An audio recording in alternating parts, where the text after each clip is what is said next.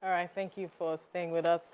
Right now, we'll be looking through the newspaper headlines, and I'll begin with the Nation newspaper. And the major story here says, NLC TUC threatens strike over attack on Ajeru. NLC TUC threatens strike over attack on Ajeru. And then they are demanding removal of Imo police boss, others. They fix strike for November the 8th if demand is not met. And another story at the top corner, Naira sustains rally after $7 billion forex backlog clearance. We hear that the CBN has cleared the backlog of about 70%. And then we see another story here, said military DSS foil Boko Haram attack in Kano. Debo Bashorun, how I fell out with IBB over Delegiwa's death. That's another story here on the front page. Now, Guba polls, fresh suit seeks sack of Bayelsa Governor, Deputy, PDP, Labour Party, form alliance in Kogi. And the downstream, the story here says Tinubu hails repatriation of $150 million Abacha loot from France. We have a story on the front page on the Nation newspaper. Yeah. I would begin with the headline that says, Tinubu welcomes repatriation of $150 million Abacha loot from France. You know, when I saw this story, I said, Abacha again. He keeps taking care of us. Despite being in the grave. When he says that Nigeria is on the low, take money, you should go and take from my loot. So the president has expressed his appreciation to France for the return of the $150 million stolen from Nigeria by former head of state General Sani Abacha. And he also said that the French government was content. Oh, sorry, let me take that again. The special advisor actually confirmed this, and then he said that this is in line with the agreement between Nigeria and France to support the IDICE program, a federal government initiative to promote investment in information and communications technology and the creative arts. So there's been an agreement that has been signed by the Minister of Communications, Innovation and Digital Economy, Dr. Bosson Tijani, and the French minister.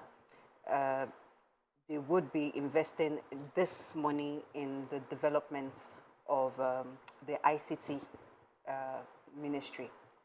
So yeah, so that's about it. And they just kept on saying that they emphasized on the need, to strengthen bilateral relations. And the president also mentioned that they are working to ensure that Niger is returned to a democratic government, and they are not willing to shed any blood or go to war. So it's just a nice handshake between France and Nigeria. Yeah. And it's good they repatriated that one. Yeah. Yes, so I have a good news here. The Army DSS avert planned Boko Haram attack in Kano. And so this happened yesterday. The joint troops of the Nigerian Army and the DSS had a raid in Gezama local government in Kano State, where they were able to avert an imminent attack on that local government in Kano State. And so they were able to recover some items. They include 5 AK-47 rifles, 5 AK-47 rifle magazines, 1 rocket-propelled gun, that's RPG, 5 RPG bombs, 6 hand grenades, 5 pairs of desert camouflage uniforms, 10 pairs of magazine pouches, and some improvised explosive device-making materials, that's IED. And we see that this is such a good news because one of the things that stands out from this aversion is the collaboration between the Nigerian Army and the DSS. And so this kind of strengthens this testament to the fact that when the security personnel work together, they're able to achieve more. Collaborating so they are with the agencies, very excited about this. The successful raiding in the operation reinforces the Nigerian Army's unwavering commitment to protect the lives and the property of our citizens, as well as the DSS.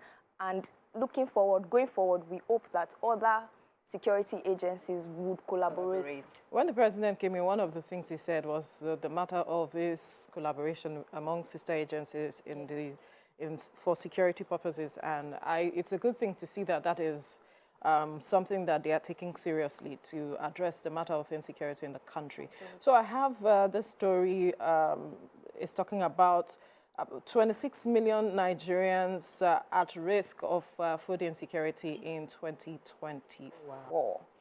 And this is saying that about 26 states and the Federal Capital Territory between the June and August of 2024 are at risk of facing this food insecurity. And the report already also noted that 18.6 million people, including the internally displaced persons in Borno, Sokoto, Zamfara, and other states, plus the FCT, are expected to be in the crisis to worsen between now and next month. And he's saying that the key drivers of this issue is conflict, insecurity, which has disrupted livelihoods, and increased displacement from protracted insecurity and activities of non-state armed groups, banditry, kidnapping in the northeast. And we know that most of these states in the northeast as well as the north central, where we find food, where we get our food. Absolutely. Especially Benue State, the food basket of the nation. We see what is going on there security-wise, and we also see what's going on in the northeast, where farmers cannot necessarily go to the farms because of attacks, fear of attacks from bandits, kidnappers, and all of it. But we recall that sometime this year, the president also declared a state of emergency with regards to this matter of food insecurity, and he said money should be released for grains, fertilizers, so that farmers can get this. But if we are still having this protracted matter of insecurity, what result are we getting at the end of the day? Then there's also the aspect of climate change. How are we also addressing that with regards to this? So it's quite concerning, and we hope that something is done before 2024. Maybe we all need to start owning our own gardens. Gardens, right? Have something behind where you can just, fetch little things like pepper, basic things. My family used to have that growing up. My grandmother had, this nice garden where we just go and get pepper, tomatoes, and all of that. We had that growing up. Well, when you come to Lagos State, every space has been used up in Lagos State, for instance, except you're getting a larger space that it's your own building and all, then you now create one small farm. But that if you're living in a rented apartment, it's difficult. You can use vases also. You can, yes, to do that. Plants, yes. All right, let's quickly move now to the Punch newspaper. And the major story here is saying 5 billion naira yacht. Navy confirms delivery, faces payment crisis over National Assembly's opposition. And some riders said it didn't approve purchase payment, says Adaramodu. Procurement without legislative approval, a nullity, rep spokesman.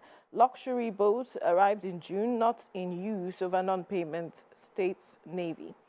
And another story here, I felt proud, bagging distinction after battling depression. OOU pharmacy graduate is saying this.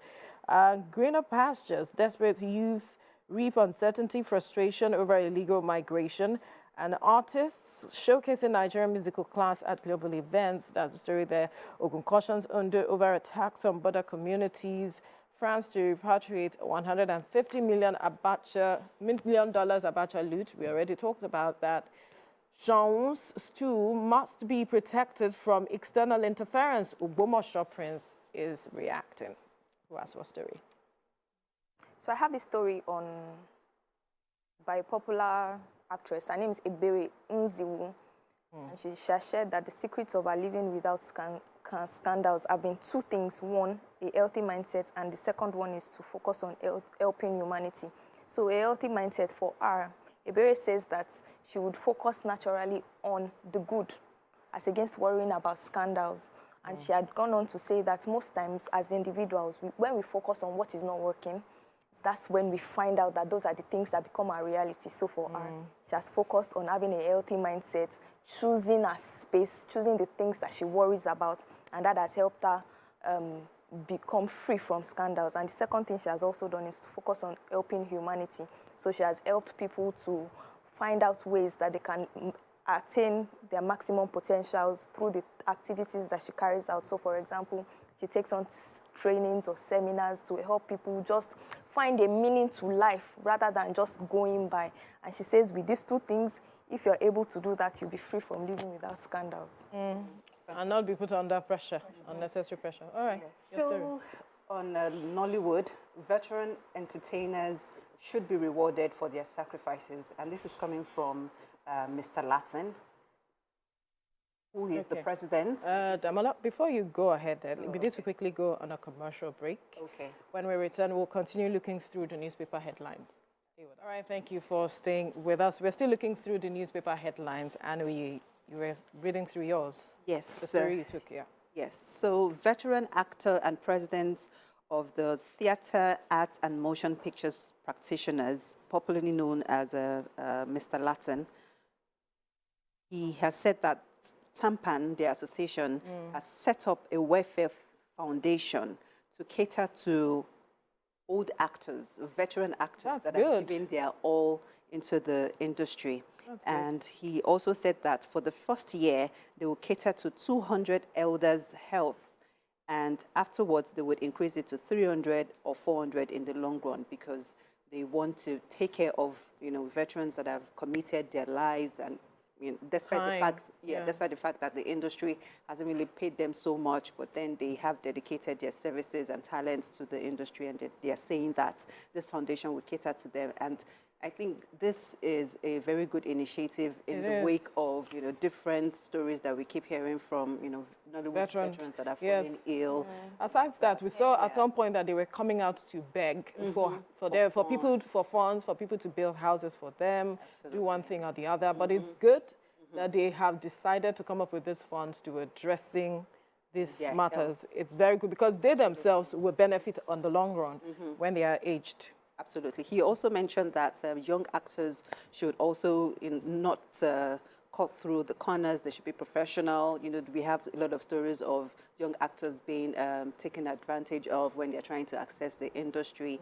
And he also said that they're working on issues of bullying in the industry as well. So all of these things sound good to read, and I just hope that they can be implemented, realistic. Exactly. We believe they'll be able to achieve that. So I have this story, we're talking about greener pastures, where desperate youth reap uncertainty, frustration over illegal migration. So we know the Japa syndrome, how a lot of persons want to leave the country for greener pastures, but a majority of them are doing this illegally. And so this report is taking a holistic look at what has become of those who have gone illegally. And one story here, the person put together, the reporter put together, said, last week I received a distressing call from Germany that one of our African youth who had migrated to the country tragically lost his life by jumping from a 4-story building when confronted by the German police due to lack of visa.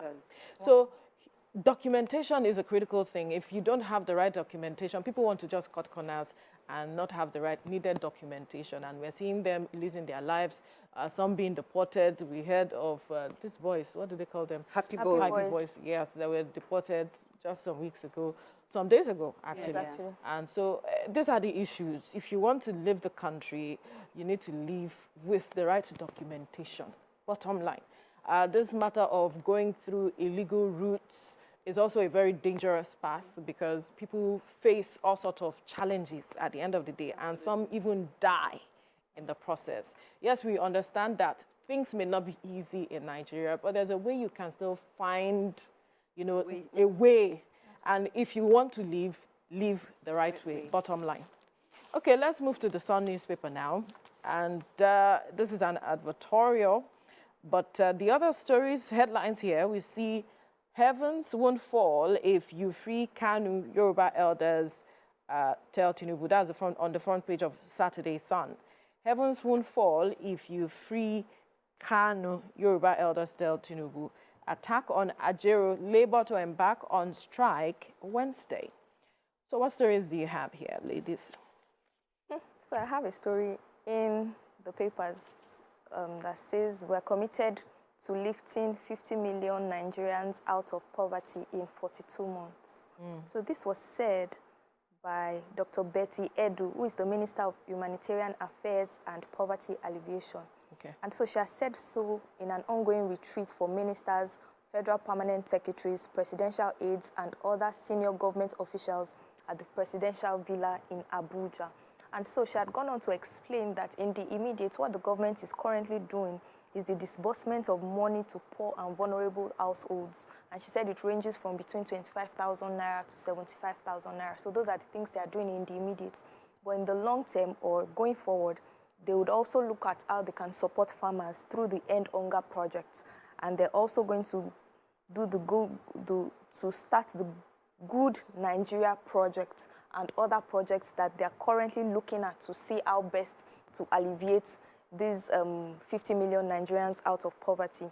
And so she also went on to say that they're going to enhance the quality of healthcare that people are currently receiving in the nation, because, I mean, the quality of healthcare is also determined by the quality of work that people are able to do. So she has outlined these various steps, among others, as to the ways by which the government is going to be committed or is committed to ensure that they lift 50 million Nigerians out of poverty in the next 42 months. Looking forward to that. That'll be good. Well, that's the promise they made to Nigerians during the campaigns. Okay, what story do you have?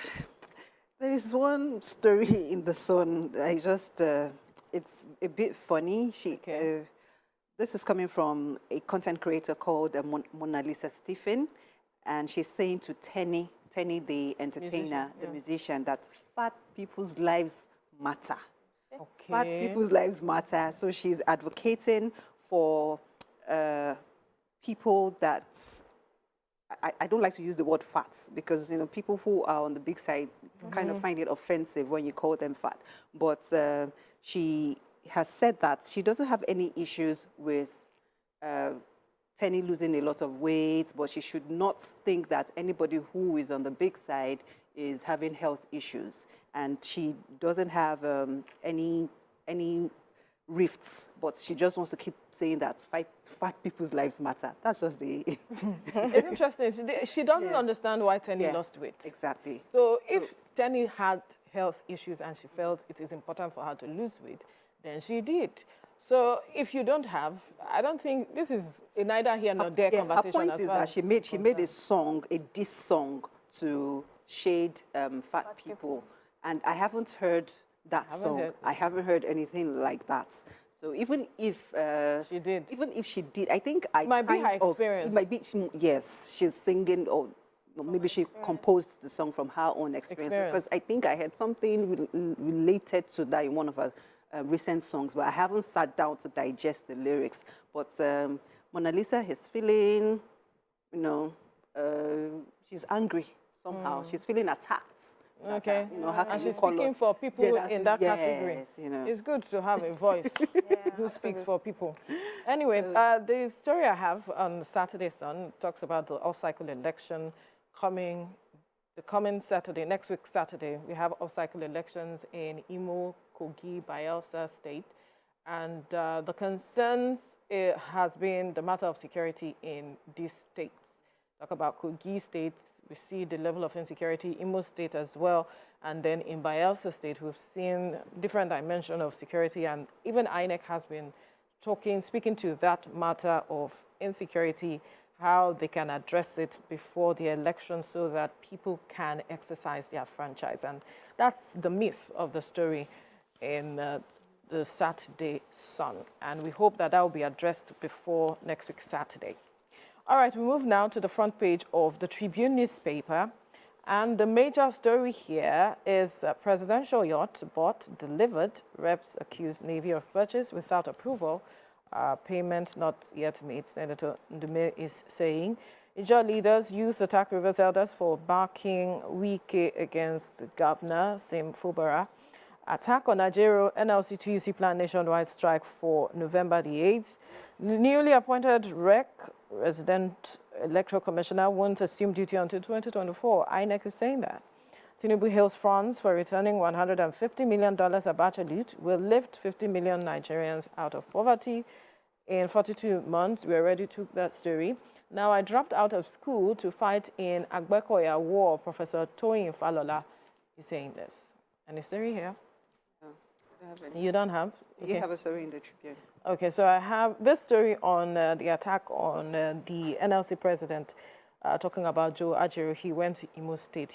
There was a planned strike for Imo State because he said that the salaries, gratuities, pensions of the workers there were not being paid, and so he wanted to go and picket some places there. But the story is there was now a court ruling that said, don't come, do not push this. These things that you are talking about, these accusations you're making are seemingly false because salaries has been paid, pensions and all was up to date, and the governor had done all of that. And so he went ahead, and there were hoodlums that were said to have beaten him up. As a result of that, his face was swollen. There are pictures that went viral. His face was swollen and all of that. Now, organized labor, talking about NLC-TUC, they're saying that they are planning a nationwide strike on November the 8th to address. He said he made some demands. He said that the Imo police commissioner should be removed, and some other things that he asked, because it's seemingly looking like they didn't intervene to protect him, so to speak. But well, so that's how is Imo State attack now our own national problem? Joy, they say you should answer. Because we in Lagos, we did not attack you now. The ones in Ogun State will not attack you. Sokoto, we did attack. So why is it that one attack in Imo is going to ground the economic activities in the whole nation? There are demands that he's making. There are other demands he's making from the federal government. But one demand that I know he said he's making is that the Imo State Police Commissioner should be removed. That one I know. Fingers crossed. Okay, let's see how things pan out, because November the 8th is next week. All right, let's go to Saturday Vanguard now, and talking about how to save our judiciary. Lawyers, activists, others are speaking. We must reverse failure of judiciary, restore its integrity. The Supreme Court is toxic. It ought to be changed. Agbakoba is speaking. Nigerian courts no longer last hope of common man. Odinkalu is reacting. Judges should have the courage to denounce evil. Archbishop Onoha. They must uphold principles of justice, fairness. Sheikh Khalid Ahmed is speaking. These are the stories you find on the front page of the Vanguard. Another story here says, Falana challenges Tinubu over INEC appointments, says Nigerians should go to court to stop party men from working as INEC officials. Instead, courts can still reverse illegal appointments from after Senate's confirmation. Another story here, impeachment, Ondo Deputy Governor not ready for genuine reconciliation. Speaker of the State House of Assembly is reacting. Nigeria to receive another $150 million Abacha loot. All right, like Jimi Hendrix, like Mobart, that's the story you find there. And at the top corner, Tinubu warns ministers against personal ambition, and rumble in rivers when the dark clouds began to gather. What's what story? There's a story in the Vanguard that is announcing that the Lagos State government has plans to divert traffic on Eko Bridge between Costain and Alaka descents for 56 hours.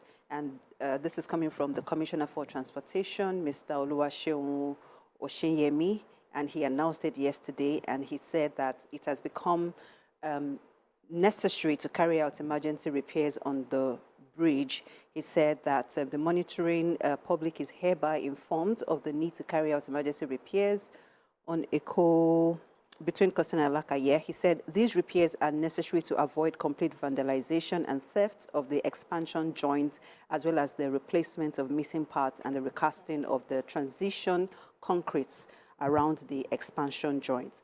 So he announced that the bridge will be closed by 8 a.m. on Saturday, November the 4th, and will be reopened to traffic by 4 a.m. on Monday, November the 6th. That's today. That's today. Okay, so it's already closed, right? Because they said 8 a.m. on Saturday, I will be reopened to traffic by 4 a.m. on Monday, November the 6th, 2020. So diversion, find alternative routes. You want. At the end of the day. Toby. So Ogun cautions Ondo over attacks on border communities. So Ogun State and Ondo states have border communities, and the state's deputy governor, that's the state's deputy governor of Ogun State, is appealing to the government of Ogun State to say that, please, there's an encroachment into their borders, and these encroachments come with assaults. And so she's really, really appealing on behalf of the Ogun State government to the Ondo State government that they should please watch how it is that they're able to balance those things, because culprits are actually also on the run and taking advantage also on the larger end of Ondo State. And that's like a border community between Ogun State and Ondo State.